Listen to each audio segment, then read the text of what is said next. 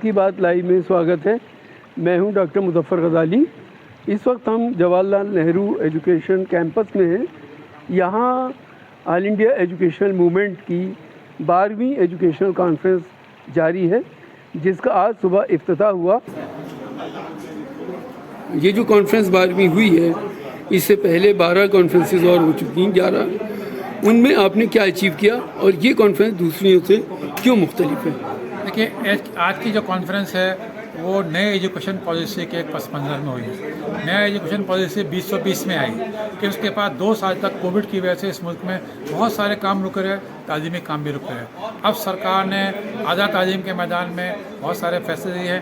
ہمیں خبر ہے، اطلاع ہے کہ اسکول کے میدان میں بھی جلدی 6 مہینے کے اندر نئے اعلانات کا ہونے والا ہے. تو اب ہم اس تعلیم سے کیسے مستفید ہو سکتے ہیں؟ اس ایجوکیشن کانفرنس کا سول مقصد یہ تھا کہ اس نئی ایجوکیشن پالیسی کے ذریعے مائنورٹیز اور خاص طور سے مسلمان کیسے مستفید ہو سکیں، اپنی تعلیمی معیار کو کیسا اونچا کر سکیں، اپنے یہاں جو ان کے پاس وسائل ہیں، چاہے زکوٰۃ کے ہوں، چاہے وقف کے ہوں، یا اور کسی کے ان کے وسائل موجود ہیں، فلانتھراپسٹ ہیں، مددگار ہیں، ان کے ذریعے ہم اپنے آپ کو کیسے اعلیٰ معیاری تعلیم پیدا کر سکیں کہ آج کے اس کمپٹیٹیو دور میں یہ بہت زیادہ ہے، ہمیشہ کمپٹیٹیو دور رہا ہے کہ اس میں ہم سب سے کیسے اگلی صف میں کھڑے ہو سکیں، اگلی صف سے بھی آگے کھڑے ہو سکیں.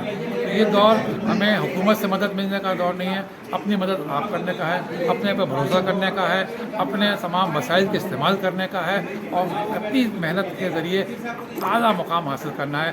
اور اس میں خاص طور سے جو آج کل ٹیکنالوجی کا زور آیا ہے، انفارمیشن ٹیکنالوجی کا زور آیا ہے، اس کے ذریعے ہمیں زیادہ مستفید ہونا ہے. کووڈ کے زمانے میں تعلیم زیادہ تر 100% آن لائن ہوئی.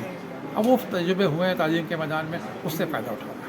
یہ کانفرنس سے فرق ہے. دوسری کانفرنس میں بھی ہم نے کوئی نہ کوئی فوکس رکھا ہے.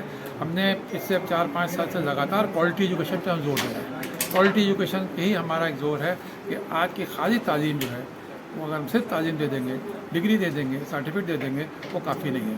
تعلیم ڈگری ایسی ہو کہ وہ کسی بھی IIT کی تعلیم سے کم نہ ہو، کسی IIM کی تعلیم سے کم نہ ہو. تب تو ہم وہ تعلیم فائدہ مند ہے، نافع ہے، ادروائز وہ غیر نافع تعلیم. نیو ایجوکیشن پالیسی مسلمانوں کے لیے کس طرح مفید ثابت ہو سکتی ہے؟ دیکھیے، اس میں مسلمانوں کے لیے تو کوئی خاص بات کہی نہیں گئی ہے.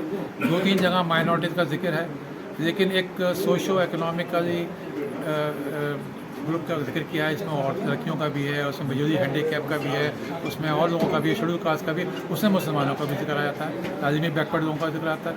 تو اس لحاظ سے اس میں کوئی خاص طور سے مسلمانوں کا الگ سے کوئی ذکر نہیں ہے. کہیں 1-2 پیراگراف میں لنگوسٹک اس میں یا اس کا ذکر ہے کہ ان کے لیے ایفرٹ کرنی چاہیے. لیکن اب جو نیا تعلیم کا میدان کھلا ہے، اس میں جو فلیکسیبلٹیز دی گئی ہیں، آپ سائنس بھی پڑھ سکتے ہیں، دینیات بھی پڑھ سکتے ہیں، آپ ٹیکنالوجی بھی پڑھ سکتے ہیں، دینیات بھی پڑھ سکتے ہیں. تو یہ جو انٹیگریشن دیا گیا ہے، میں سمجھتا ہوں مسلمان اپنے پرائیویٹ اداروں میں اس سے فائدہ اٹھانا چاہیے. اور وہ اپنے جو مسلمان کی فکر ہے کہ اپنا کلچر، اپنی زبان اور اپنی مذہبی پہچان کو قائم رکھے، جو آرٹیکل 29-30 میں دی بھی گئی ہے. اس تعلیمی پالیسی میں جو فلیکسیبلٹی دی گئی ہے اور جو انٹیگریشن دیا گیا ہے، اس سے میں سمجھتا ہوں مسلمان فائدہ اٹھا سکتے ہیں اور اپنے ادارے قائم کر کے اس میں ایسی ڈگریاں، اس میں ووکیشنل کورس بھی چلا سکتے ہیں، اس میں اسکل کورس بھی چلا سکتے ہیں. یہ مسلمانوں کی بہت بڑی ضرورت ہے. آپ نے اس میں پہلی مرتبہ خواتین کا بھی سیشن رکھا ہے، جبکہ الگ الگ سیشن رکھے لیکن خواتین پر بھی فوکس کیا ہے. تو خواتین کس طرح مددگار ہو سکتی ہیں مسلم ایجوکیشن میں؟ 100%، کیونکہ خواتین جو ہیں اب ہماری 50% آبادی ہیں، اور خواتین آپ دیکھ رہے ہیں تعلیم میں آگے بڑھ رہی ہیں. جو رزلٹ آ رہے ہیں اس میں خواتین کی ڈگریاں نمبر زیادہ ہو رہے ہیں. حجاب میں رہ کے خواتین پڑھ رہی ہیں، حجاب ان میں کہیں مانے نہیں ہو رہا ہے.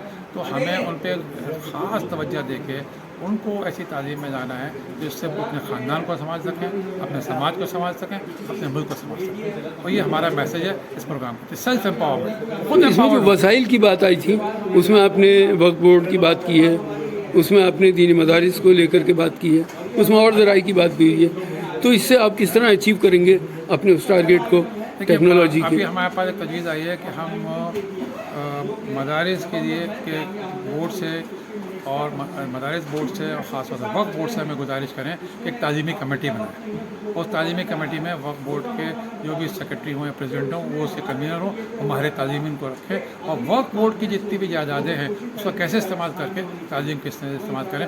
بزرگربا میں درگاہ والوں نے, خواجہ بندہ نواز کے درگاہ والوں نے پوری یونیورسٹی قائم کر دی ہے, خواجہ شاہ بندہ نواز کا کشمیر میں یونیورسٹی قائم کی ہے. تو ایسے بہت سے ماڈل موجود ہیں جس کے ذریعے ہم یہ کام کر سکتے ہیں کہ اپنے وسائل کو لے کے اور حکومت کی مدد لے کے یونیورسٹیاں بنائیں اور جیسے آگے بڑھے. پی اے نامدار صاحب یونیورسٹی بنائی ہے ابھی پونا میں, تو اب وہ اپنے وسائل سے سارے. جو تجاویز آج آپ نے پاس کی ہیں ان تجاویز میں کوئی خاص جس پر آپ کا فوکس ہو؟ اس تجاویز میں ساری ہماری لیے خاص ہے, لیکن سب سے بڑی خاص ہمیں توجہ جو ہے وہ یہی ہے کہ اس ایجوکیشن پالیسی کہ آ گئی ہے, اس کو ہمیں اس سے مستفید ہونا ہے. اس کے خلاف سڑکوں پہ جا کے ایجوکیشن کرنے سے کوئی فائدہ نہیں ہے, لیکن ہم اس کو علمی اور مثبت پازیٹیو سوچ کے ذریعے ہم سرکار کے ساتھ اور اپنے کمیونٹی کے ساتھ مل کے اس میں جو بھی مواقع موجود ہیں اس کا فائدہ اٹھائیں اور آگے بڑھیں.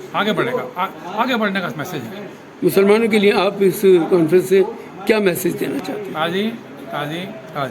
تعلیم و تربیت, اور اپنے ہنر پہ آپ بھروسہ کریے, اللہ آپ کی مدد کرے گا.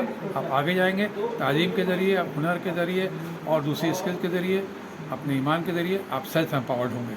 خود اپنی مدد آپ کریں گے اور آپ کو کسی سرکار کی مدد کی ضرورت نہیں. بہت بہت شکریہ ہم سے